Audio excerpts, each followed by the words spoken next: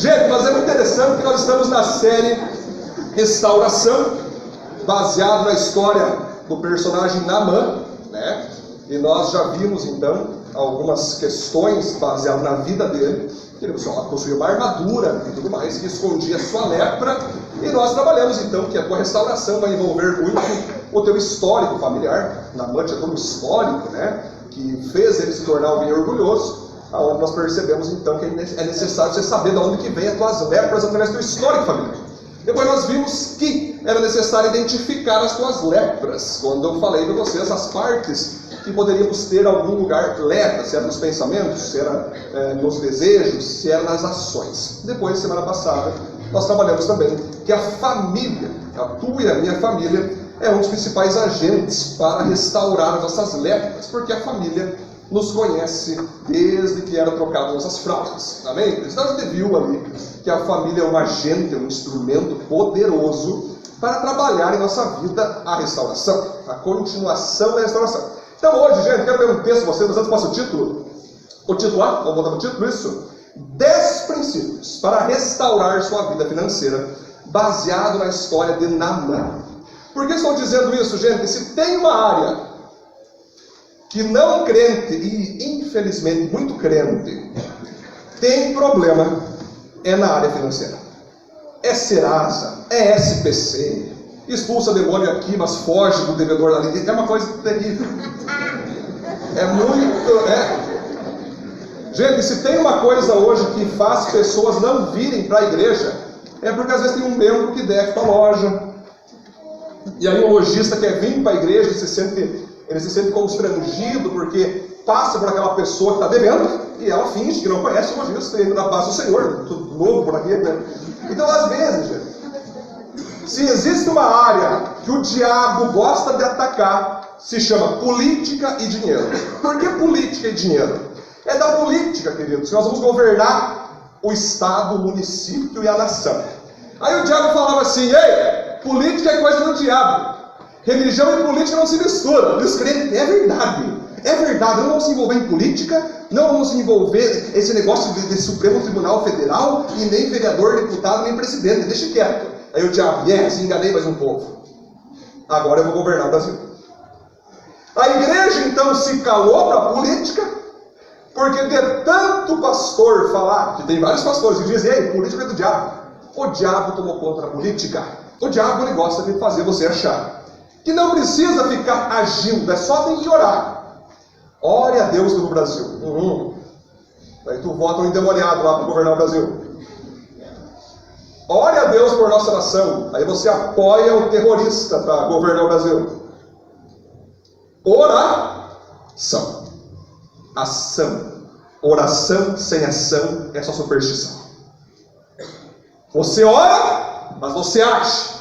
Você ora, você se posiciona. Beleza. Aí o diabo também entrou no meio da igreja falando o seguinte: viu? Esse negócio de dinheiro é só para corrupto. Esse negócio de ficar prosperando não é coisa de crente. Você ter dinheiro não é coisa de crente, é coisa do diabo. O dinheiro na tua vida, tu não pode ter dinheiro. Aí o crente, quando recebe um salário bom, ele fica constrangido, meu Deus. Eu estou em pecado, eu estou ganhando dinheiro. O cara pede, Deus me abençoe financeiramente. Aí Deus derrama a prosperidade financeira, o cara fica constrangido. Ah, não devia estar prosperando assim, o Deus não sei. Acho que é o diabo, né? Aí o crente ora a Deus, trabalha, prospera, e outro crente olha, vendeu algo pro diabo, tenho certeza. Ele vendeu algo pro diabo. Gente, para de botar o diabo em coisa que é de Deus. Para de dar moral pro diabo em coisa que pertence a Deus. Em nenhum lugar vai ver a Bíblia dizendo o seguinte, que ao diabo pertence o ouro e a prata. Não, Deus é o dono do ouro e da prata. Agora a questão, gente, da vida financeira, de tantos crentes entrar nessas lojas, né, que não pode isso, que não pode prosperar aqui, que daí tem que entregar todo o dinheiro para esse ou para aquele, eles entram daí o quê? No SPC, no Serasa, devem toda a cidade em nome de Jesus. Então, gente, o cristão, em especial, precisa estar restaurada a nossa vida financeira, queridos. Tem pessoas que já se perderam nas contas, vai passar a vida inteira, não vai conseguir levantar dinheiro para pagar as contas, as dívidas. Mas por que isso, gente? Aconteceu alguma coisa no meio do caminho desse ser humano, dessa pessoa, que ela acabou caindo na desgraça financeira. Sabia que a Bíblia fala mais de dinheiro do que em salvação? A Bíblia fala mais da palavra dinheiro do que na salvação. Por quê, gente? Porque uma pessoa salva que não sabe lidar com o dinheiro, tem alguma coisa errada com a pessoa, tem alguma coisa errada. Jesus, queridos, ele era próspero. Jesus, ele ajudava, as pessoas falam que Jesus era miserável, que Jesus era pobre. Não, Jesus era rico.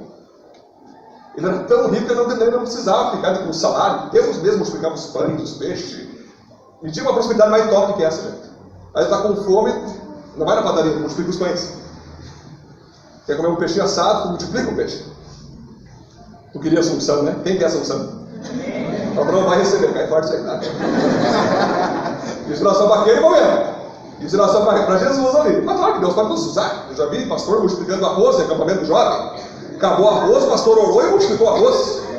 Amém, né, gente? Podemos orar por isso aí. Mas melhor ainda nós planejar e ter arroz sobrando. Melhor.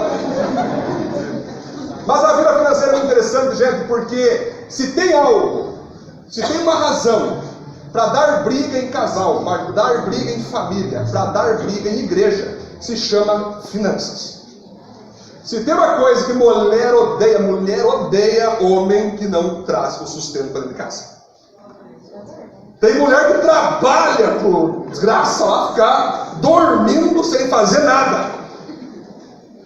Se tem uma coisa que mulher odeia, e mulheres estão aqui comigo hoje, vocês estão juntos aqui. Vocês sabem muito bem que o que vocês esperam do homem é que ele trabalhe e traga finanças dentro de casa. Se tem uma coisa que desgraça um casamento, desgraça uma vida, é a área financeira. Se tem uma coisa que desmoraliza ou destrói a vida de alguém, é como ele é conhecido lá fora pela vida financeira. Então não adianta só ficar orando. Legal, oração é top, jejuar é top, é importante, mas e as dívidas? É do diabo daí. Não, vou esperar Jesus voltar, Luiz, aí quando Jesus voltar, os arcos. E fica as dívidas para todo. Bom, a pergunta é essa que tu sobe. Então a coisa que nós temos que entender, gente, que a vida financeira, ela é hiper importante para você e eu estarmos resolvidos. Temos que resolver nossa vida espiritual com Deus, temos. Temos que tratar bem nossa família, temos. Temos que participar da igreja, temos. Temos que ser ótimos profissionais, trabalhadores, estudantes, temos. Só que nós precisamos também estar com a vida financeira em ordem, amém? Então olha para dentro lá e diga assim, ó, resolva a sua vida financeira. Deus vai te dar capacidade para você resolver com a vida financeira. Vamos para o texto então, gente? Vamos para o texto lá. Em 2 Reis 5, 4 ao 7, você vai ver ali a Bíblia dizendo o seguinte: Naamã foi falar com o rei e contou o que a menina tinha dito, e o rei ordenou: vá falar com o rei de Israel e entregue essa carta a ele. Então Naamã saiu, de mãos vazias? Não, né? Levando uns 350 quilos de prata e uns 70 quilos de ouro e 10 mudas de roupas finas. A carta que ele levava dizia assim: essa carta é para apresentar a Naamã, que é meu oficial. Eu quero que você o cure. Quando o rei de Israel leu a carta, rasgou suas roupas em sinal de medo e exclamou: como é que o rei da Síria quer que eu cure esse homem? Será que ele pensa que eu sou Deus e tenho o poder de dar a vida e de tirá-la? Ele está querendo briga. Então você vai perceber aqui, gente, que Naamã, ele tinha sua lepra física, mas ele era alguém que estava, pelo menos, resolvido na sua vida financeira. Ele estava tão resolvido na vida financeira que quando ele foi pedir ajuda para ser curado, ele levou todas as quantias de finança, ouro, prosperidade. Ele mostrou o valor que ele estava dando para a sua cura. Ele estava a fim de entregar suas posses. Mas por que ele tinha posse? Porque ele sabia lidar com a vida financeira. Naamã, queridos, não tinha nada ligado a dívidas. Naamã não tinha nada ligado a desastre, a fracasso financeiro. Naamã tinha para dar e para vender. Naamã tinha sobrando. Isso mostra que ele, sendo comandante, sendo líder do exército, ele tinha um salário, né? Isso mostra que cada conquista, cada vitória que ele conquistava, ele recebia um valor por isso. Ou seja, ele era próspero. Então entendam, queridos, que quando você é próspero, quando você tem grana sobrando, quando você tem para viver bem e para fazer outros ainda serem abençoados, você é próspero. Deus tem isso para todos nós que estamos aqui. Todos nós. Mas como eu disse, o diabo tem falado que ser próspero é coisa de não crente. O crente tem que ser miserável. O crente tem que ser franciscano, mendigar, comer comida no lixo. Em nenhum lugar da Bíblia você vai ver isso.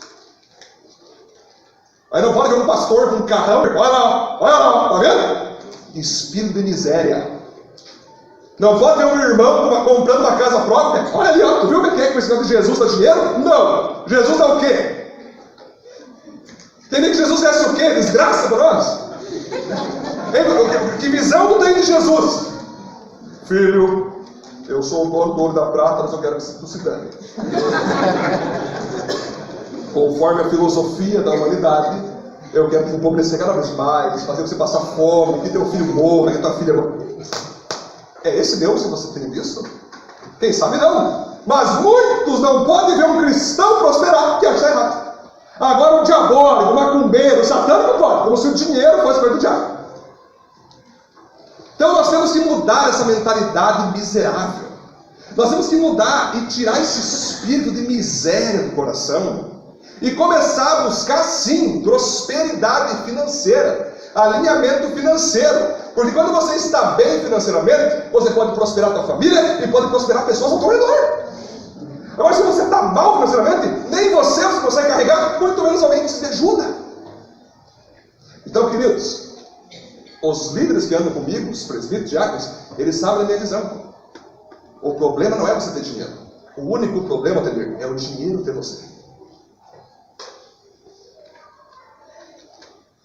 Uma vez eu fiz um curso lá em Curitiba sobre finanças. O palestrante deu para a plateia 5.000 livros dele. Ele deu. Gente, seguinte, eu estou com uns livros legais aqui, vou dar para vocês tudo. 5.000 livros. E o quê? Aí o cara falou assim, gente, a questão aqui, queridos, não é o quanto que você tem, mas o que é que você faz com aquilo que você tem. Aí em Panambi tem um monte de mequetrefe, que a casa está caindo aos pedaços, tu só sopra e cai a casa. Está andando com iPhone, tênis da Nike, camisa da hora, carrão. E diga. E tem rico que tem grana na conta que tu não imagina. Andando de carro velho, bicicleta. Aí ele falou assim, se ele tivesse R$1 milhão, ele perguntou à plateia, se você tivesse R$1 milhão, você daria para um mendigo ou para um rico? E todo mundo mendigo para ajudar ele nas suas cachaças. Não! 1 milhão não se dá para um miserável. 1 milhão se dá para um rico. Por quê, gente? Olha que escândalo, né, gente? Que falta de amor, né? Gente, se tu dá 1 milhão para um mendigo, ele vai gastar em cachaça. Ele vai torrar todo o dinheiro, como vocês veem, esses ganhadores do Big Brother, Lollibrip, essas casas de show, que eles ganham dinheiro, eles torram em um ano. Por que eles torram em um ano? Porque a pessoa próspera não é só aquela que tem dinheiro. Ela sabe como manter o dinheiro com ela e fazer esse dinheiro produzir mais. Então, um próspero pode não ter muito dinheiro, mas ele sempre tem dinheiro. Um próspero pode não ter todo o dinheiro do mundo, mas com aquilo que ele tem na mão, ele sustenta a família dele e ainda é generoso com os outros. Então não é a questão de quantia, a questão é a qualidade que você dá à tua quantia.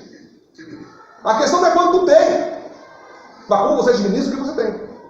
E aí, gente, baseado nesses conselhos introdutórios, eu quero ir para 10 dicas agora, vamos à primeira dica, para que você seja alguém restaurado na tua vida financeira. O primeiro ponto, então, entenda o real propósito do dinheiro. O dinheiro, vai lá. Olha lá, o dinheiro pode ser teu servo ou teu senhor.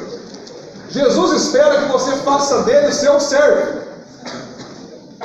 Vai para o texto lá. Ninguém pode servir a 2 senhores, Pois odiará um e amará o outro. Ou você dedicará um e desprezará o outro. Você não pode servir a Deus e ao dinheiro. Fica esse texto aqui. Em nenhum momento Jesus fala, não tenho dinheiro. Jesus, gente, vamos parar de subestimar a inteligência do nosso Deus. Alguém consegue viver sem dinheiro aqui, gente? Me diga, levanta uma pessoa aqui. Meu pai paga tudo. Legal, mas como o quê? Eu sou sustentado dos pais. Sim, como é que os teus pais te ajudam? É dinheiro. Aí pode pensar que dinheiro virtual, cartão de crédito, enfim, cheque, dinheiro.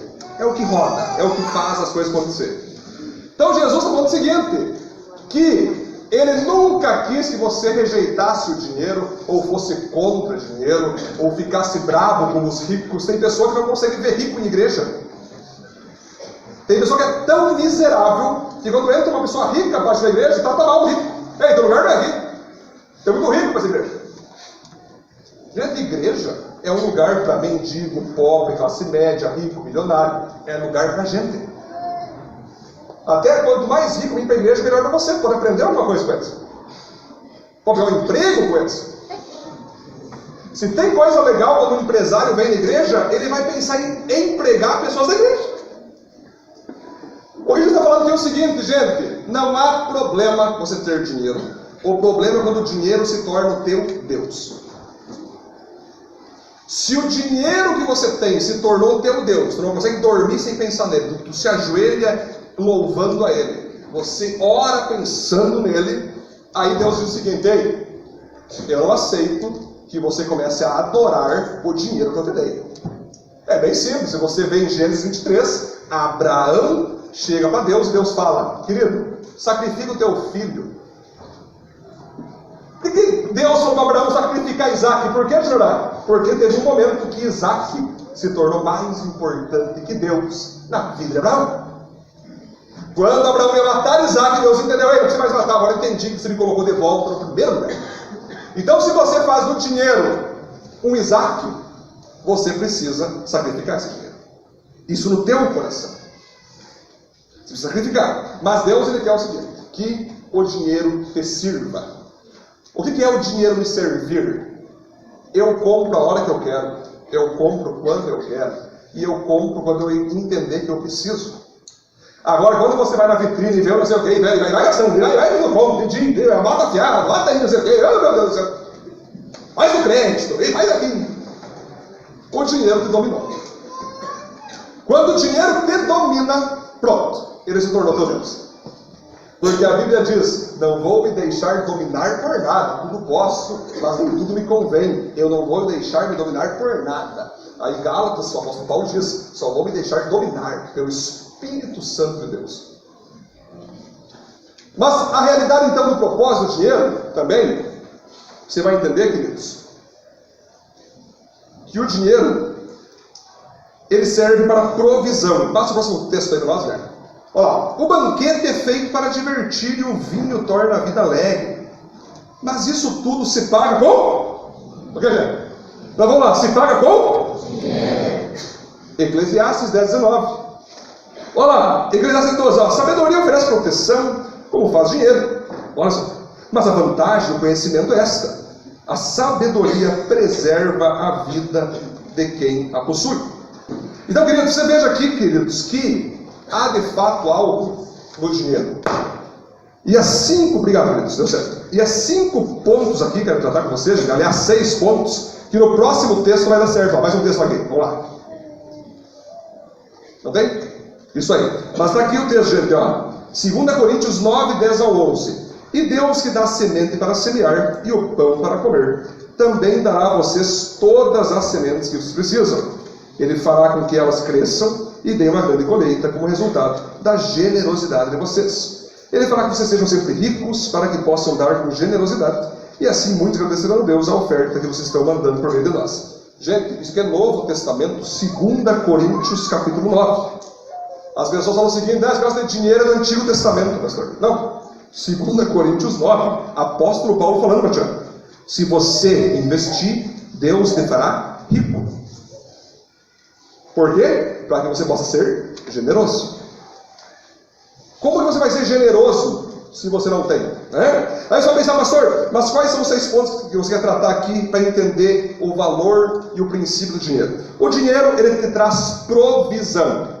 O que é provisão, gente? Você está precisando pagar algo, você tem dinheiro para pagar. Então, quando você, queridos, busca em Deus, Deus, eu quero a tua provisão. O que é provisão, Felipe? Você fez um monte de conta lá, aí você não está conseguindo pagar. E tu fala, Deus, eu quero a tua provisão. Aí Deus chega e de algum jeito levanta alguém que paga para você. Isso é provisão. Então Deus, ele é provedor. Mas Deus também é prevedor. Reforma, o que é previdência? Provisão, você comprou, tem que dar um jeito de pagar. Previdência é prever. Você, antes de comprar, você analisa se você tem o dinheiro suficiente para comprar. Que Deus, ele quer que você aprenda a prever gastos e tenha dinheiro para te sustentar quando você prover teus gastos. Aí, gente, então o dinheiro serve para provisão. Outro ponto, o dinheiro serve para te proteger. Só tem tua casa própria porque você está pagando. Você tem teu alarme na tua casa porque você pagou esse alarme. O teu cachorro, porque alguns preferem cachorro, você pagou. Mas você, gente, tem tudo que você tem na tua casa que você investiu. É tão simples você ver pessoas fazendo parcela, pessoas fazendo financiamento. Não importa qual que é a forma. É o dinheiro que te traz esse benefício. Outra questão, dignidade. Eu trabalhava numa empresa uma vez que o meu chefe me disse o seguinte: não existe trabalho indigno. Indigno é não trabalhar. Eu fiquei com aquilo na minha cabeça. Eu falei, é isso mesmo. Não existe trabalho indigno. Gente, se tem algo que traz indignidade, Cássio, no homem, é ele não ter dinheiro. Tu quer ver um homem possesso? Tu quer saber o que causa perturbação no homem? É ele não ter dinheiro. Às vezes o adolescente chega, os pais, pai, eu quero namorar, com 12 anos, já está na minha idade. Já estou com 12, pai, não dá mais, hein? Tranquilo, filho, vai na bênção. Isso aí, pai, obrigado. Daí a menina chega, vamos sair hoje, amor? Pra onde? Eu posso fazer um tererê lá, tem em casa, tem um saquinho de tererê para nós. Não, eu quero ir em tal lugar para comer. Aqueles lugares chiques, caros, sabe? Eu não tenho dinheiro. Ah, por que tu não tem? Achei que eu tenho 12 anos. Mas eu sei. Paizão, chega aí. Tu tem uma grana para comer um sorvete, tem uma pizza. E o pai, filho, eu tenho todo o dinheiro do mundo, mas que brecha, né? Fica feio. E saiba que a tua namoradinha, por mais adolescentezinha que ela dá risada pra cara. Que tu não tem dinheiro nem para comprar um sorvete para ela. Fica feio. Ficou obrigado. Agora, se você vê, gente, nós sabemos que existem várias circunstâncias que levam a pessoa a perder o emprego, falha em empresa. Gente, você não ter dinheiro em si não é um pecado. Tá? Porque tem circunstâncias. Ah, pastor, estou desempregado, perdi meu emprego, eu estou tentando. Gente, a gente sabe disso. Mas eu falo no quesito de alguém que pode trabalhar, não quer trabalhar. Tem pessoas que estão desempregadas e estão escolhendo emprego. Soldador, não, estou fora. Esmerilhar? Não. Quadripalma nunca. Vou perder meu sábado. É triste, gente? É triste isso. O cara quer emprego, mas não quer trabalho. Os caras dos RH são muito geniais. Você veio aqui porque tu quer emprego ou porque quer trabalho? Emprego. Obrigado, próximo. Deus não está abençoando quem tem emprego. Deus está abençoando quem tem trabalho. Se você tem emprego, tu pode ser um cara que não trabalha. Agora a questão aqui, gente, é que para termos dignidade, temos que ter salário, temos que ter finanças.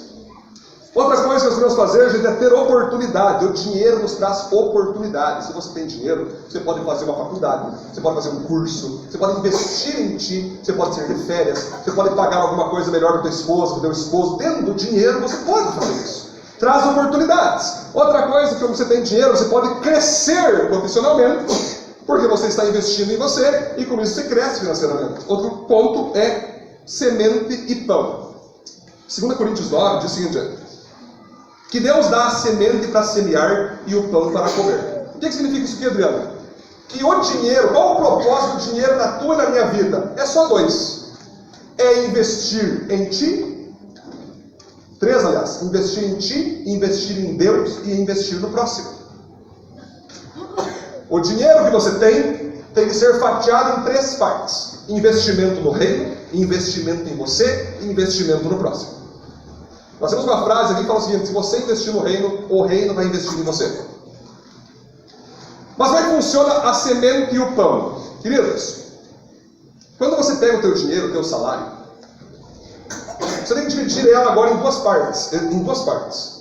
O que é para você comer, para você e tua família comer, para você e tua família investir, e qual parte é para você ofertar no reino, ofertar na sociedade, ofertar na vida das pessoas. Gente, eu não conheço nenhum dos maiores milionários do mundo que não ofertam ou que não são pessoas de obras sociais. Vai ver o Bill Gates, vai ver o Mark Zuckerberg, vai ver esses grandes milionários do mundo hoje, todos ajudam a África, ajudam hospitais de câncer. Jogador de futebol, Cristiano Ronaldo, Messi, pega esses caras grandão, todos eles investem. Apesar que ali também nós não conseguimos investir, meu Deus, né? Bilhões, né? Seria bem estranho o cara da 10, acho que Deus levava os caras de vez, né? Mas eles investem. Porque eles entendem. E outra, muitos são ateus, muitos não são cristãos, mas por eles agir nesse princípio, Deus abençoa eles. Deus prospera esses grandes homens e grandes mulheres, porque eles abrem a mão para sustentar pessoas que não têm condições. Então nós vamos ver que você tem que fatiar semente e pão. O que eu invisto e o que eu recebo para mim. O problema agora, Jesus falou certa vez o seguinte, gente, uma parábola poderosa, que existia um rico, um vendedor, que tinha um armazém.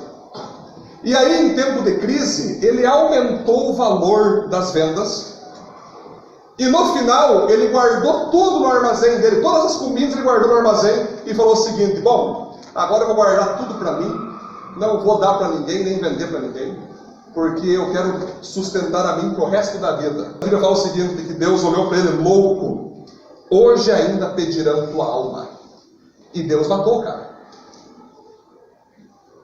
O problema não é você ter dinheiro, querido. O problema é você guardar e ninguém se satisfazer com a tua grana. Não tem problema tu ser rico, não. Agora, se você é um rico mão de vaca, com a mão fechada, que não abençoa ninguém, ninguém é beneficiado pelo teu dinheiro, aí pode ser que Deus olhe para ti e diga: louco, essa noite pedirão tua alma.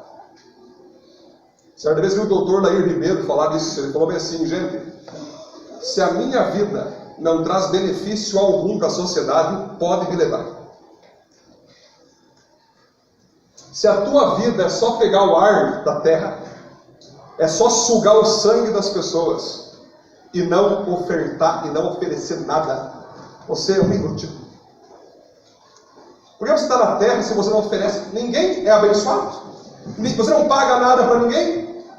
Você não dá roupa para ninguém, você não dá comida para ninguém. Você não ajuda os necessitados, você não está nem aí com ninguém. É você e você. O dinheiro que tu ganha é tudo para ti, não sobra nada para os outros. Aí, queridos, Deus certamente vai fazer você entender que o propósito da tua vida financeira é o fatiamento em Deus, você e o próximo. Outro ponto, então, queridos, 2. Trabalhe. Simpatia para ganhar dinheiro. Tem aí a frase? Muito bom. Levante e vá trabalhar. Você já achou que ia pegar um fio preto, botar na boca de sapo, né? Vamos lá. Vamos na cartomante, ver aí um jeito para que eu possa ficar rico. Cara, quando você olha Chaves, o programa Chaves, que até hoje, como é que pode Chaves? Vai todo mundo morrer e vai continuar o Chaves. Porque tem um princípio ali. tem um princípio. E Deus prospera quem cedo? Aí você quer o quê? Você quer fazer o seguinte: não, eu não vou ficar trabalhando, nem madrugando. Eu vou esperar cair do céu as bênçãos. Até porque oração céus abertos, né? Aí abre o céu e cai a bênção. Gente, o céu só se abre para quem está trabalhando. Então, gente, olha só os textos ali, vamos lá. As mãos preguiçosas empobrecem o homem, porém as mãos diligentes lhe trazem riqueza. Mais um. Com o suor do rosto você comerá seu pão até que volte à terra, visto que dela foi tirado, porque você é pó e ao pó voltará. Mais um. As escrituras sagradas dizem: não amarre a boca do boi quando ele estiver pisando o trigo. E ainda diz: o trabalhador merece o seu salário. Por muito tempo se criou uma teologia que, quando o homem e a mulher desobedeceram a Deus, Deus amaldiçoou o homem com trabalho. Mas eu lhe digo agora que isso não é uma verdade.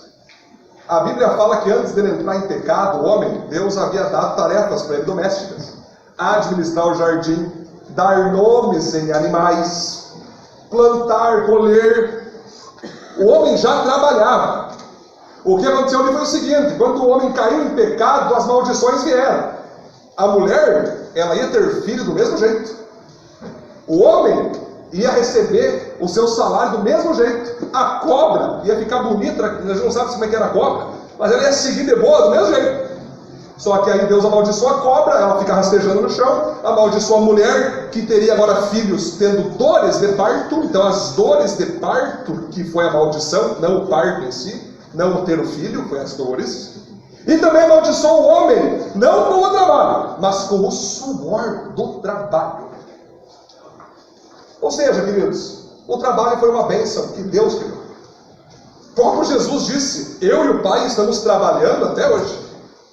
Ei, não se turbe o vosso coração, creio em Deus, creio também em mim. Na casa do meu Pai há muitas moradas. Se não fosse assim, eu não teria dito: vou preparar-lhes um lugar. Trabalho. Então o trabalho é algo de Deus. Então se você não sua, se você não tem coragem para trabalhar, se você não se sacrifica para trabalhar, se você é insubmisso com autoridades, com chefe, com governos, se você não é fiel no seu trabalho, você não vai prosperar. E ali fala o seguinte: o trabalhador é digno do seu sustento. Mais uma vez digo, o empregado. Você prospera conforme você trabalha. Você só será digno de sustento, de salário, se você trabalha. Então, gente, resumindo, se você quer ver líderes aqui, teu pequeno grupo crescer, teu ministério crescer, tem que ter trabalho, tem que ter suor, tem que ter sacrifício. Se você quer ver a tua empresa crescer, tu vai ficar sentadão no teu escritório, esperando os clientes virem.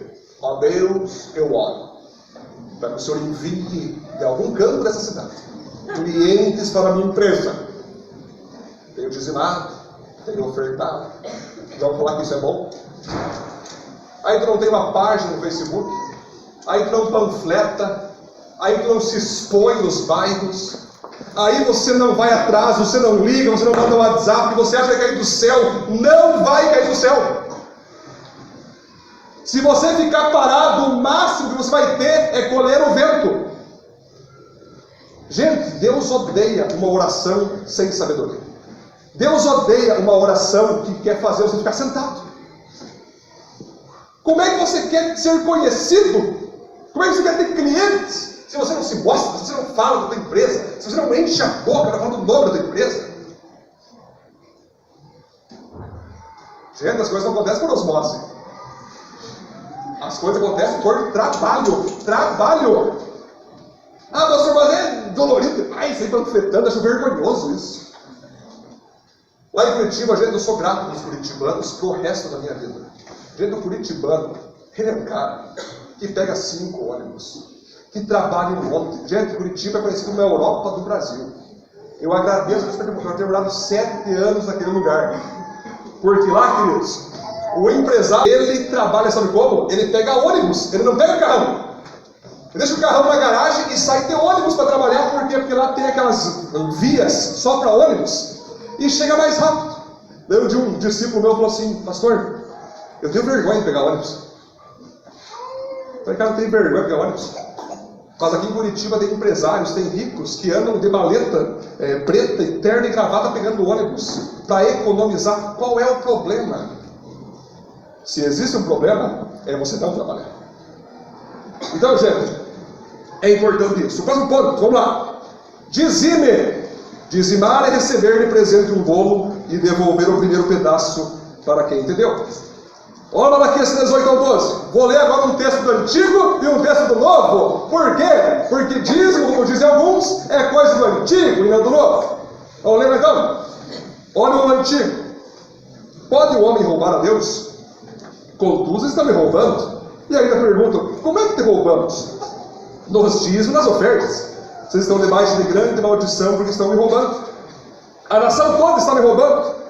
Traga o dízimo todo ao depósito do templo para que haja alimento em minha casa. Ponha-me à prova, diz o Senhor dos Exércitos. E vejam se não vou abrir as comportas do céu e derramar sobre você tanta bênção que nem terá onde guardá-las. Impedirei que pragas devorem suas colheitas e as videiras dos campos não perderão seu fruto, diz o Senhor dos Exércitos. Então todas as nações chamarão vocês infelizes, porque a terra de vocês será maravilhosa, diz o Senhor dos Exércitos. Mateus 23, 23. Jesus falando agora. Jesus, gente. Ai de vocês, mestres da lei, fariseus e hipócritas. Vocês dão o dízimo da hortelã, do endo e do cominho, mas têm negligenciado os preceitos mais importantes da lei: a justiça, a misericórdia e a fidelidade. Vocês devem praticar essas coisas sem omitir aquelas. Aquelas qual? O dízimo. Então, queridos, Antigo Testamento está falando que dízimo é você tirar 10% da renda que você tem mensal e trazer para a igreja. É isso. Investir no reino. Tem salvo, gente? Eu lembro quando eu estava desempregado, muito tempo atrás, eu me converti quando eu tinha 17 anos. E eu não via a hora, gente, na época minha mãe não me dava dinheiro assim, para mim ficar tirando 10%, não era assim? Eu queria ter um salário para me dar o dízimo. E eu ficava, Pedro, orando: Deus, eu quero um emprego e dar o dízimo, eu vejo a hora de ter essa alegria de dar o dízimo. Aí eu peguei, primeiro lugar que eu trabalhei foi a Cotripal. E eu, meu Deus do céu, estou empregado, cara. Trabalhei, cara, trabalhei no Vasilhame, trabalhei lá nos estoques, em tudo quanto eu trabalhei dentro daquela câmera frente, trabalhei em tudo. Fruteira, saco de batata, cortando melancia e plastificando melancia. E quando eu ganhei meu primeiro salário, gente, sabe o que eu fiz? Eu doei todo o meu salário para uma família pobre. Outra hora eu conto para vocês com mais detalhes disso. Quem sabe no finalzinho eu conto. Dei o dízimo e dei todo o restante para uma família pobre. Mas a minha alegria que eu tive de poder dar o meu dízimo. Se você for na África e ver no momento os dízimos das ofertas das igrejas africanas, o pessoal vem chegando, eles vêm dançando, graça. Eles vêm dançando, pulando de alegria, porque eles podem dar um dízimo. E eles sabem que, através do dízimo, eles podem sustentar a casa onde eles estão. Isso aqui vale, gente, esse lugar maravilhoso, lindo, tem um valor. Aí tem muitos caras que vêm aqui, usufruem das bênçãos que saem desse palco, desse altar, pegam as palavras, sentam no banco que foi comprado para os dízimos e não dá o dízimo. Aí quer aconselhamento pastoral, quer urgência. Cara, se tu não dá o dízimo, cara, velho, Deus não vai te abençoar. Ah, pastor, mas eu conheço pessoas que são super ricas e não dão o dízimo. Ei, quando eu falo abençoar, não é só financeiramente, não. O próximo não é só questão financeira, é família, é saúde, relacionamentos, influência, espiritualidade. Tem gente que é tão pobre que só tem dinheiro. Então o dízimo aqui está claro, queridos. Outro texto, vamos lá. Outro texto. Eles responderam: são do imperador. Jesus disse: deem ao imperador que é do imperador e a Deus o que é de Deus. Na época de Jesus tinha dois grupos. Um grupo que dizia: não dê dízimo, pague os impostos do governo. E se pagar imposto do governo e dízimo, aí não vai sobrar nem dinheiro. Aí tinha um outro povo: não, dê o dinheiro para a igreja, que era o templo da época. Não dê para o governo. Aí os caras chegaram: ei, Jesus, é correto dar impostos? Aí os dois grupos ficaram olhando ele, quero saber o que vai responder. Os caras que davam o dízimo ficaram ali.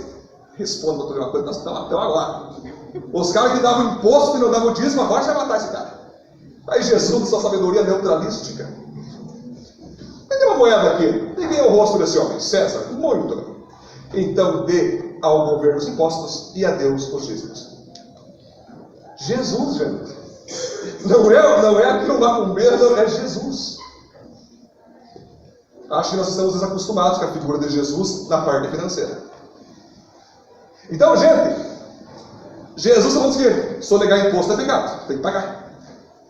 Não dizimar é pecado, tem que dar. Quem não dizima é ladrão. E Apocalipse, no final da Bíblia, diz: fora do céu ficam os imorais, os adúlteros, os ladrões. Então não pense você que está se achando tal, o crente gospel, o crente do século XXI, que entendeu que não precisa dar dízimo para a igreja, que entendeu o que diz no Antigo Testamento. Ei, você é novo aqui vocês. E se acha, vai ter que gente que se acha. Agora eu entendi que não precisa dar dízimo. Lá vem gasta 10% em prostituição, em bebida, em fumo, em droga. Mas você não pode dar para a igreja. Gente, infelizmente, para você é o seguinte: o que te salva é a fé em Jesus, mas o que te mantém salvo é a obediência à palavra. Se você não obedece à lei do dízimo, o princípio do dízimo, você é um ladrão. E ladrão não vai herdar o reino dos céus. Às vezes, você fala assim, você fala para dentro de você o seguinte: pastor, eu estou cheio de dívida, eu estou cheio de conta. Se eu der 10% aí já era. Muito pelo contrário, querido. Se você estivesse dando teu dízimo, você nunca tinha entrado nesse estado. Dízimo é uma questão de fé. Se você tem conta ou não, rapaz, tira os 10% pela fé e você vai ver o céu. O céu vira da vida. Mas como é que você vai prosperar se você não obedece o mínimo? 10%. Esses dias estava vendo no Google, estava estudando sobre milionários e riquezas, e botei lá como que as pessoas ficam milionárias hoje em dia, né? Daí lá está escrito que o primeiro princípio da pessoa milionária agora: dar 10% no banco. Guardar 10% no banco. Aí eu ouvi tudo. Está vendo? O diabo já quer catar o dízimo na parte milionária. Porque tu dá o dízimo, querido. Você fala assim que o dízimo, você não está: ó Deus, se eu pensei aqui, Deus, eu vou te dar o meu dízimo. Na verdade, não. Tu vai devolver. Existe uma imagem que eu acho muito legal, que é um cara dando um bolo pro outro. Obrigado. Eu vou te dar 10% desse bolo para ti de volta, porque eu me senti tão constrangido porque tu me desse bolo, que essa quantia é tua. Resumindo, Deus vai estar pedindo, gente, 90% das suas vendas. Pediu 10%. Outro ponto, vamos lá. Oferta. Dizimar é devolver para Deus o que é dele. Ofertar a dar para ele o que é meu. Lembrem disso: quem planta pouco colhe pouco, no texto lá. Quem planta muito colhe muito. Que cada um dê sua oferta conforme resolveu no seu coração, não com tristeza nem por obrigação, pois Deus ama quem dá com alegria. E Deus vai dar muito mais se precisam, para que vocês tenham sempre tudo o que necessitam e ainda mais que necessário, para fazerem todo tipo de boas obras. Queridos, enquanto o dízimo é os 10% da tua renda mensal, que você não está dando, você não está: Deus, pega aí o dízimo, está precisando de Deus, está mal aí. Não. Você está devolvendo o que já é dele. Agora a oferta é daqueles 90% que sobraram. E você: Deus, isso é meu. Eu quero dar ao Senhor. Hoje eu quero ofertar na tua casa. Hoje eu quero fazer o teu reino prosperar. Hoje eu quero suprir uma necessidade. Eu estou ofertando a ti e à igreja e ao reino. Agora, claro, gente, que aqui eu vou dar uma crise em todos vocês, um pouquinho mais. Se no Antigo Testamento era 10%, muro de vez. Com Jesus agora é 100%. A Bíblia diz o seguinte: que eu entrego a minha vida para Jesus. E quando eu entrego a minha vida para Jesus, eu estou entregando meu bolso. Gente, uma vez lá em Curitiba, eu fiquei tão próximo com aulas de música, que eu estava com a carteira recheada de dinheiro. E eu falei: Deus, eu não preciso de tudo isso aqui. Eu não preciso disso aqui. Aí Deus: eu sei disso. Você vai começar a dar agora para a igreja 25% do que tu tem.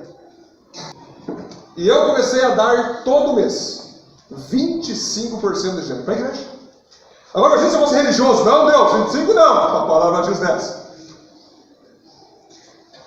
Porque, né? Está escrito, né? Dízimo, 10%. Rapaz, Jesus falando o seguinte para você. Que, na verdade, você tem que, se Deus vai te dar 100, dá 100. Se Deus vai te dar 80, dá 80. Você tem que ser livre do Espírito. Várias vezes em igrejas, eu estava com dinheiro no bolso e eu dava tudo para oferta. Eu estou escutando na Libertação e Cura, não sei se eu escutei, que tem pessoas que deixam a carteira no carro. Porque se entrar aqui na igreja, alguém pede, ei, Deus vai falando de tudo. Ah, sim, 1 pila. Porque eu deixei minha carteira no carro estrategicamente para que ninguém me pegasse. Mas Deus viu a tua baita atitude. Deus que julga os corações, sabe que você tinha uma grana legal para ofertar na igreja, você deixou em casa. Caso alguém pedir, eu não tenho. Então a oferta, eu sempre ensino os membros da Igreja Viva, se você fazer as classes, a classe 1, a classe 2, a classe 3, a classe 5, na classe 2 nós ensinamos com detalhes o que vem a ser dízimo e oferta. Eu estou dando um resumo para vocês aqui.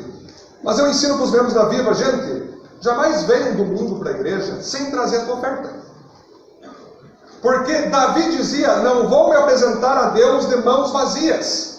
Você ofertar na celebração, queridos, deveria ser toda semana.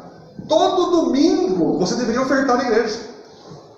Porque você vem para cá, você louva a Deus, você escuta uma palavra, você recebe uma oração, você sente a presença de Deus e na hora da oferta você foge. Você acha que isso não é de Deus? Oferta não, oferta é para quem tem dinheiro, mas tu não tem dinheiro. Então vocês entendem, gente, que a oferta é um ato de adoração? Jesus disse certa vez o seguinte, que a viúva pobre deu as moedas dela, de tudo que ela tinha para viver. E Jesus disse, ei, essa foi a maior oferta que alguém podia dar. Muitas pessoas botaram riquezas na oferta, mas ela deu só moedinhas. Mas isso era tudo que ela tinha para viver. Jesus observa como você lida com ofertas na igreja. Jesus está te observando. Se você tem investido na tua igreja, se tu tem acreditado, porque você fala assim, gente, uma das maiores maneiras de você mostrar que tu acredita na tua igreja é o quanto tu investe nela. Obrigado por orar pela Viva, obrigado por estar orando por nós, ore mesmo, mas tu não investe? Que tipo de oração é essa?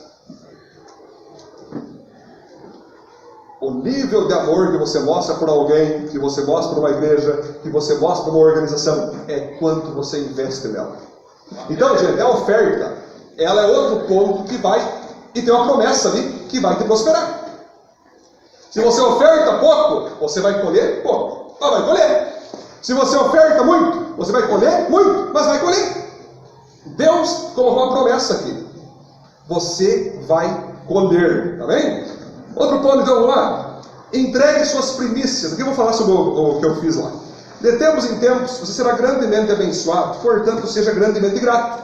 Bíblia, Provérbios 3:10. Honre ao Senhor com os teus bens, primícias de toda a tua renda, e se encherão fartamente os teus celeiros, e transbordarão de vinho os teus lagares. Você vai ser abençoado com grandes quantias na tua vida. Então retribua a Deus com grandes ofertas. O que é a primícia, gente? Como eu falei, quando eu ganhei meu primeiro salário na Cotripal, olha só que história linda, gente. Olha que história linda, gente. Eu decidi dar todo o meu dinheiro de primícia para uma família. Como é que funciona a primícia? É você pegar o teu primeiro salário e separar 10% do dízimo e separar um valor, pode ser simbólico, pode ser muito ou pode ser pouco, enfim, tu vai decidir. Primícia você decide. Para glorificar a Deus, agradecer a Deus por aquela venda ou por aquele primeiro salário, e você vai escolher a igreja, tu pode escolher um líder, tu pode dar para um pastor, tu pode dar para um discipulador, tu pode dar para uma obra social, tu pode dar para uma família. Para onde você vai colocar, não importa a primícia. Então o que acontece, gente? Quando eu recebi o primeiro salário, eu fiquei tão feliz, eu queria dar todo o meu dinheiro. Tirei 10% do meu dízimo e 90%. O que eu fiz? Eu fui lá na praça, na época que eu recebi o salário, sempre tinha uns bêbados, uns mendigos na praça lá, sempre tinha uns caras doidos lá. Eu cheguei assim, gente, alguém aí está precisando de comida, de algum rancho, eu queria poder ajudar um de vocês. Daí os caras, não, ele, todo mundo apontou com um cara. E eu lembro até hoje, tinha um carinho baixinho me olhando assim, só me encarando assim. Eu ia, mas era ele que falava, né? E daí o que eu fiz, gente? Tu mora onde? Não, mora em tal lugar. Eu fui com um amigo meu, um pastor, aliás, e fui lá na casa dele. A casa estava caindo aos pedaços mesmo, a mulher estava chorando lá, estava numa situação precária. E eu comprei lá na Cotripal, inclusive eu estava na Cotripal com ele, ele foi fazendo rancho lá. Eu posso pegar esse óleo? Claro, pode. Esse fandante, meu filho, mas claro, pegue tudo que quiser. Pegue tudo, tudo. Mas até esse valor, tá bem? Eu dei o valor, pegue tudo, nesse valor. Tem um teto de gasto aqui. Tem um teto.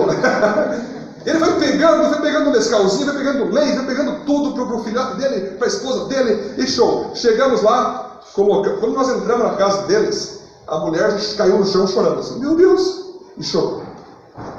Eu peguei, deixei a sacola lá, orei por eles, fui embora. Aí Deus me chamou para Curitiba, eu vou para Curitiba, estou fazendo seminário lá, e todo ano eu vinha para cá passar férias. Voltava para Curitiba, passar férias. Daí um dia lá na igreja Assembleia Madureira, quando eu era da Arco-Íris lá, me convidaram para pregar lá. E eu, seminarista, vou pregar, né? Claro, vamos lá, porta aberta, vamos pregar. E fui lá, pregar. E o legal, os irmãos pentecostal davam um oi, glória a Deus! É isso aí, estou achando um pregador, glória a Deus. Eu dei um oi e glorificar a Deus. Imagina eu pregar para lá. Eu cheguei e um cara lá no fundo, de terno e gravata, filho, só me encarando assim, ó. Baixinho, terno e gravata, me olhando, bravo, né?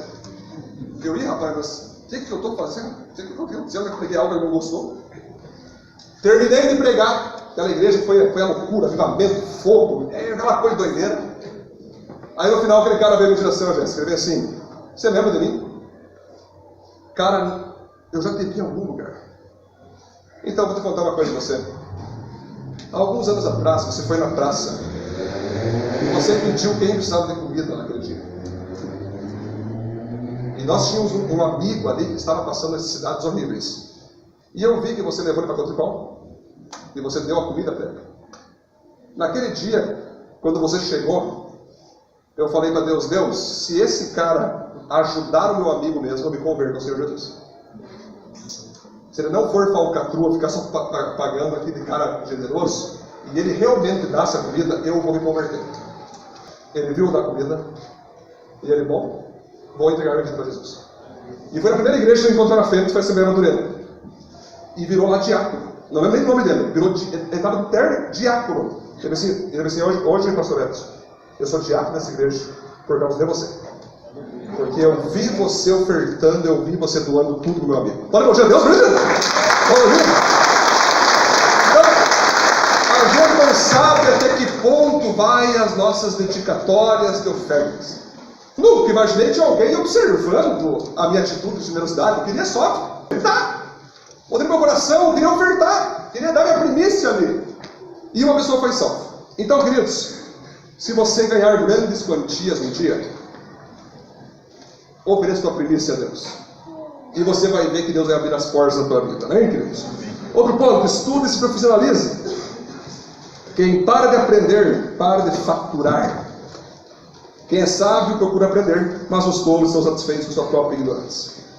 Eu lembro que eu tinha um amigo meu, hoje ele está pedindo até comida e pedindo ajuda para pagar a conta de luz, que é 15 ou 35 reais às vezes. Eu comecei a estudar. Ele falou assim para mim, vai começar a estudar? Estudar é coisa para louco. Eu não, mas eu quero me formar, eu quero me preparar, porque esse mundão, sabe, se nós ficarmos despreparados, o negócio complica.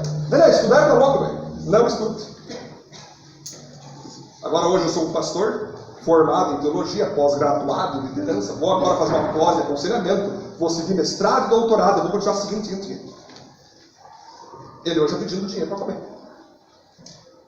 Por que isso, gente? Porque um dia ele pensou que estudar era para louco.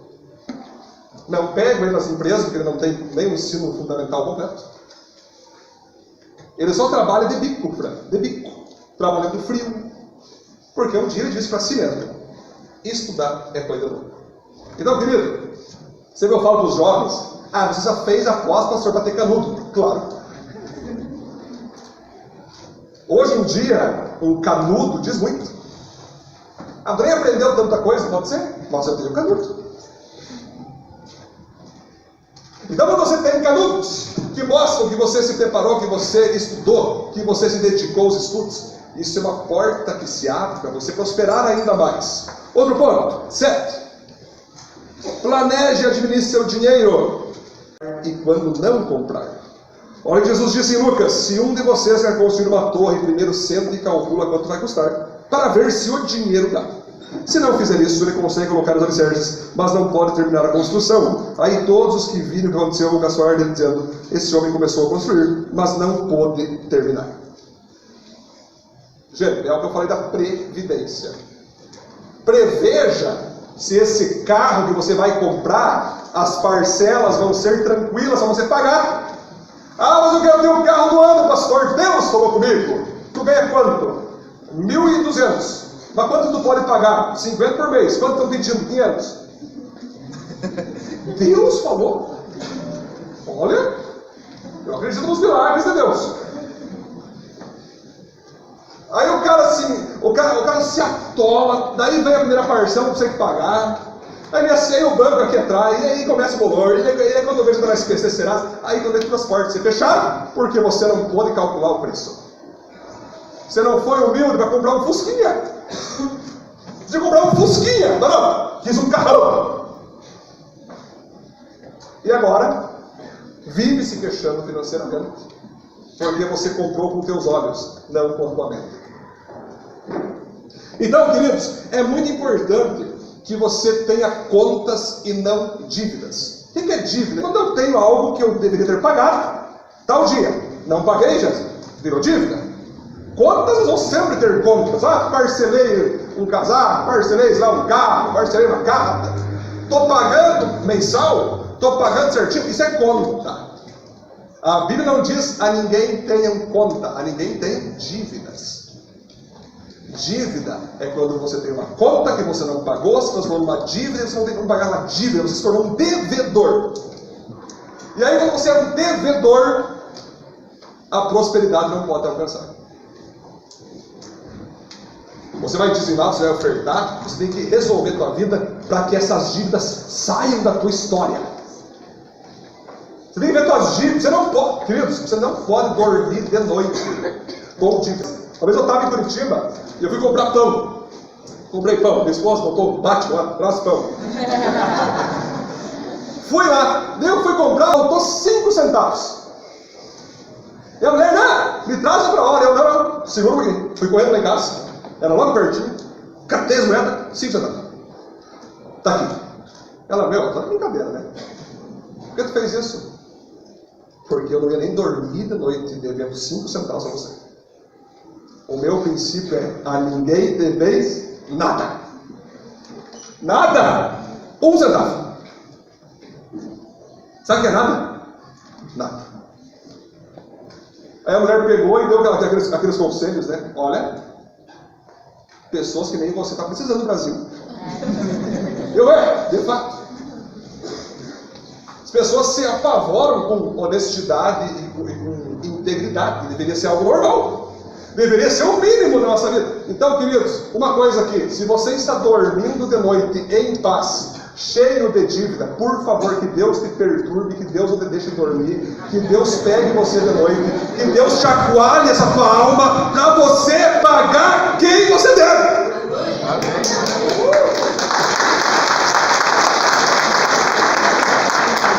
Como você pode ter vergonha na cara de olhar para as pessoas? Como? Pastor, não consigo, não tem problema, tem um jeito de conseguir. Pastor, não sei nem por onde começar. Vai começar de algum jeito. Pastor, o montante que eu tenho, pastor, não tem chance nenhuma de eu pagar dentro de um ano. Não interessa quanto tempo vai demorar para eu pagar, mas comece com alguma coisa.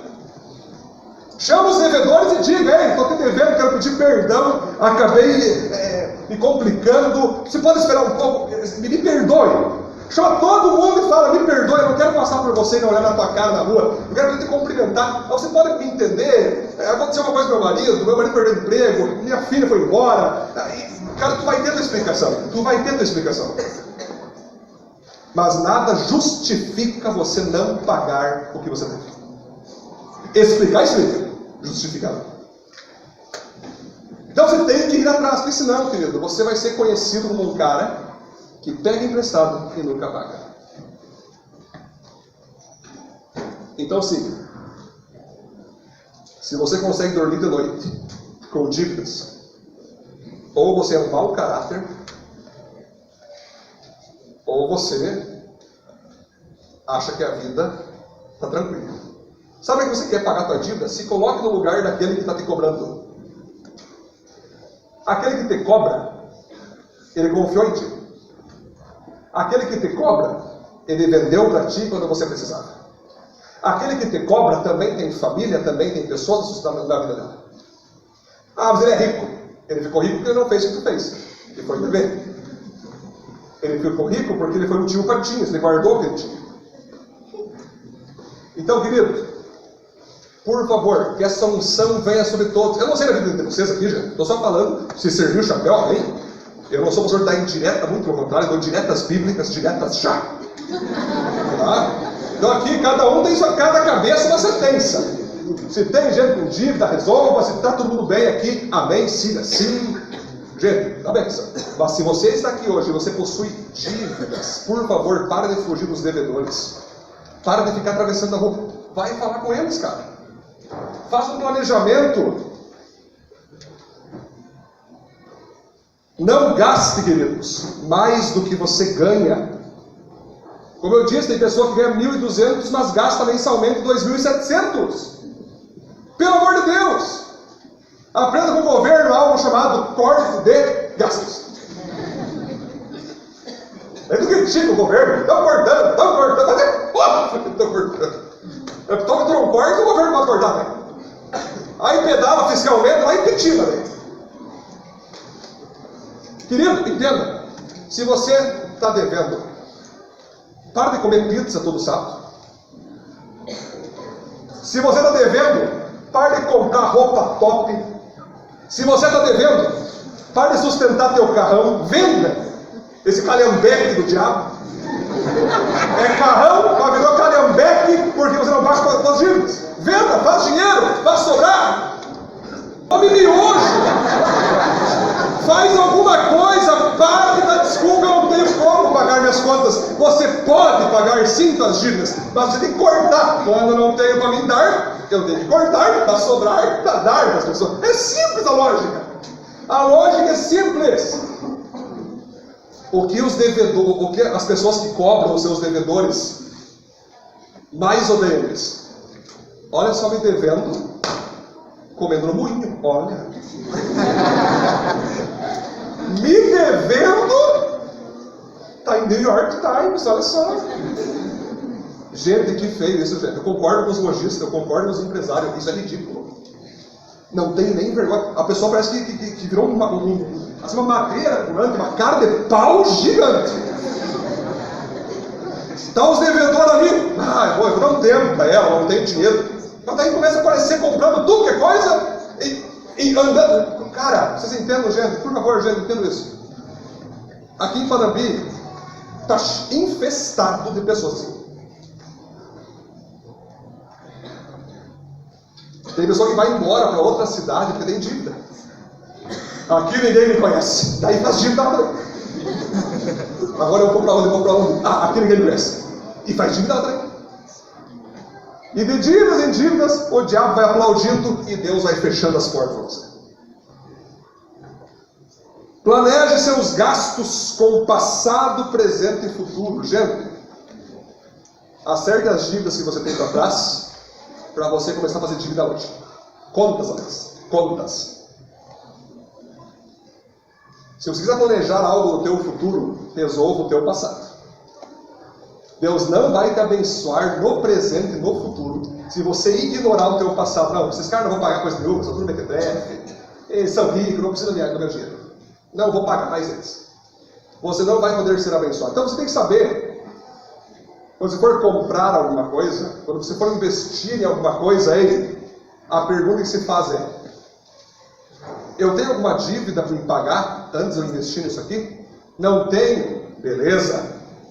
Eu tenho dinheiro para investir nessa coisa aqui, nesse produto, nesse material? Eu vou ter o dinheiro para parcelar isso? Não vai faltar para minha família? Não vai faltar para os meus investimentos básicos? É importante. Ponto 2, vamos lá, ponto 2. Estamos profissionalizando, gente. Muito importante esse tema. Vamos lá. Economize. Tem a sua própria reforma econômica. Olha a primeira reforma da Previdência da Bíblia. José continuou. Portanto, será bom que o Senhor, ó rei, escolha um homem inteligente e sábio e o ponha para dirigir o país. O rei também deve escolher homens que serão encarregados de viajar por todo o país. Para quê? Para gastar a vontade? Não, para recolher a quinta parte das colheitas, durante os 7 anos que elas forem boas. Durante os anos bons estão chegando, esses homens ajuntarão todo o trigo que puderem e guardarão em armazéns e cidades, sendo tudo controlado pelo Senhor. Assim o mantimento servirá para abastecer o país durante os 7 anos de fome no Egito, e o povo não morrerá de fome. Olha, gente, que top o que José fez. Ele teve um sonho, quer dizer, aliás, o faraó teve um sonho, ele interpretou o sonho, que na nação do Egito teve 7 anos de fartura e 7 anos de fome. O que ele fez, gente? Cortou, gastou, armazenou, guardou, para que quando viesse a fome, ele ia ter com o que se alimentar e alimentar o povo. Então você tem que ter tua própria reforma. O que Deus diz para você que você pode comprar? O que você olha? Não, isso eu posso comprar. Compre. O que você percebe no teu salário? Não pode. Não compre. O que você tem no teu coração? Não, eu não posso, mas lá na frente eu vou poder. Então eu vou esperar um pouco para me comprar quando eu puder. O que você pode comprar que vai suprir suas necessidades? E o que você pode evitar que era só para responder às suas vontades? Sempre eu digo que Deus não promete suprir vontades, Ele promete suprir necessidades. É de vontade em vontade que você foi entrando na dívida, que você foi entrando no desalinhamento financeiro. Então, faça a sua reforma econômica dentro da tua casa, dentro da tua vida. Ponto 9. Penúltimo ponto, né? Seja generoso. Faça do seu dinheiro a resposta de oração do seu próximo. Quem é generoso, progride na vida. Quem ajuda, será ajudado. Porque isso que vocês fazem, não somente deixam o povo de Deus, que está necessitado, mas também façam que eles façam muitas orações e ajudar a Deus. Darão glórias a Deus, pois o serviço que vocês estão prestando mostra a eles como são dedicados ao Evangelho de Cristo, que vocês aceitam e seguem. Eles darão glória a Deus pela oferta generosa que vocês estão dando a eles e aos outros. Eles orarão com muito carinho por vocês, por causa do imenso amor que Deus tem mostrado a vocês. Então, queridos, quando você precisa alinhar com a vida financeira, eu já conversei com pessoas, queridos, que queriam ser generosas, queriam ajudar as pessoas, mas com dívida. Eu falei assim para as pessoas: ei, antes de ser generoso, paga tuas dívidas. Viu? Resolve bem. Aí quando estiver sobrando, quando tiver, que a generosidade, queridos, está na sobra, não naquilo que tu tem que pagar as tuas coisas. Então, você fala assim: querido, tu quer ser generoso? Seja, mas primeiro acerta a tua vida, para sobrar, ok? Para você poder ser generoso. Mas quando você tiver sobras, quando você tiver de fato bem, seja generoso com a tua família, com os teus irmãos em Cristo, com as organizações sociais, com pessoas vulneráveis, ok, gente? Porque nós sabemos que dízimo e oferta você deve dar pela fé, independente da tua situação. Agora, generosidade você pode segurar um pouco para você conseguir resolver a tua vida financeira, né? Último ponto, então, seja grato. Agradeça pelo que tem hoje e amanhã prosperarás mais. Então mandou o povo sentar-se na grama. Depois pegou os 5 pães e os 2 peixes, olhou para o céu e deu graças a Deus. Partiu os pães, entregou aos discípulos e esses distribuíram ao povo. Olá, estejam sempre alegres, orem sempre e sejam agradecidos a Deus em todas as ocasiões. Isso é o que Deus quer de vocês por estarem unidos com Cristo Jesus. Queridos, antes de Deus multiplicar algo na tua vida financeira, Ele vai querer que você agradeça por aquilo que você tem hoje. Aprendemos aqui na série da multiplicação, do ano da multiplicação, aliás, que antes da multiplicação vem a gratidão. Independente de como você está financeiramente hoje, se você está bem, se você está mal, se você está se resolvendo, eu quero que você primeiramente hoje agradeça a Deus que pelo menos você tem algo para viver.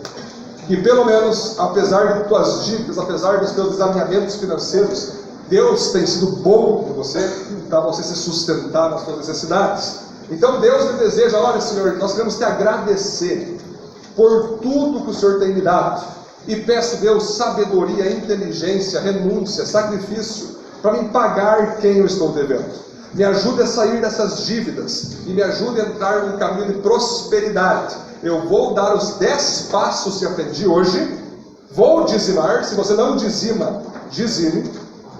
Vou ofertar. Se não oferta, oferte.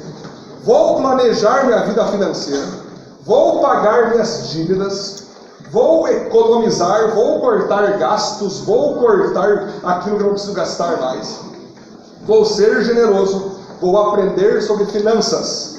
Se tem um livro que muitos aqui tinham que ler, é sobre finança. Você gosta de ler sobre liderança, né? Você gosta de ler sobre liderança, sobre espiritualidade, sobre oração. Compre livros sobre vida financeira. O teu dinheiro é mais espiritual do que você imagina. Conclusão, vamos lá.